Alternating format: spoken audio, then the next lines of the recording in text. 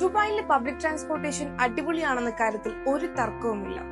എന്നാൽ ഫാമിലിയൊക്കെ ആയി ഒന്ന് ചുറ്റിക്കറങ്ങി ഷോപ്പിംഗ് ഒക്കെ നടത്താൻ സ്വന്തമായിട്ട് ഒരു കാർ ഉണ്ടെങ്കിലോ, അതും ചുട്ടുപൊള്ളുന്ന ഈ കാലാവസ്ഥയിൽ, അതിന് പണമാണ് പലരുടെയും പ്രശ്നം. ഒറ്റത്തവണ മുഴുവൻ തുകയും അടച്ച് കാർ എടുക്കാൻ എല്ലാവരെ കൊണ്ടും സാധിച്ചെന്ന് വരില്ല.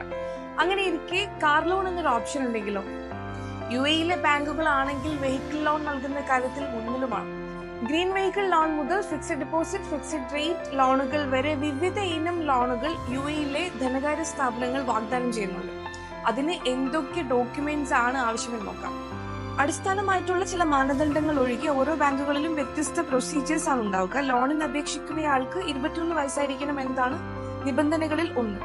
മിനിമം സാലറി 5000 ദിർഹം തെളിയിക്കുന്ന സാലറി സ്ലിപ്പോ ശമ്പളത്തിന്റെ മറ്റെന്തെങ്കിലും രേഖയോ തെളിവായി നൽകണം. ഇതോടൊപ്പം കാർ സ്വന്തമായി വാങ്ങിയതിന്റെ പ്രൂഫ് കാണിക്കുന്ന രേഖകൾ, driving licence, car registration documents, മൂല്യനിർണ്ണയ സർട്ടിഫിക്കറ്റ്, ഒറിജിനൽ എമിറേറ്റ്സ് ID, ഉടമയുടെ പാസ്പോർട്ട് ആൻഡ് വിസ, 3 മുതൽ 6 മാസത്തെ ബാങ്ക് സ്റ്റേറ്റ്മെന്റ്, ഇൻഷുറൻസ് പോളിസി രേഖകൾ, നാട്ടിലെ റെസിഡൻഷ്യൽ അഡ്രസ് വ്യക്തമാക്കുന്ന രേഖ എന്നിവ കൂടി ഹാജരാക്കണം. ഇനി ലോൺ തിരിച്ചടക്കുന്ന കാര്യത്തിലും ബാങ്കുകളിൽ വ്യത്യാസമുണ്ട്. ചില ബാങ്കുകൾ 5 വർഷം വരെയാണ് തിരിച്ചടവ് കാലാവധി വെച്ചിരിക്കുന്നത്. ചില ധനകാര്യ സ്ഥാപനങ്ങളിൽ ഏതാനും മാസങ്ങൾ കൊണ്ട് തന്നെ തിരിച്ചെടുക്കേണ്ടി വന്നേക്കാം. സെക്കൻഡ് ഹാൻഡ് വാഹനമാണെങ്കിൽ ചെറിയ കാലാവധിക്കുള്ളിൽ തിരിച്ചെടുക്കേണ്ടി വരും.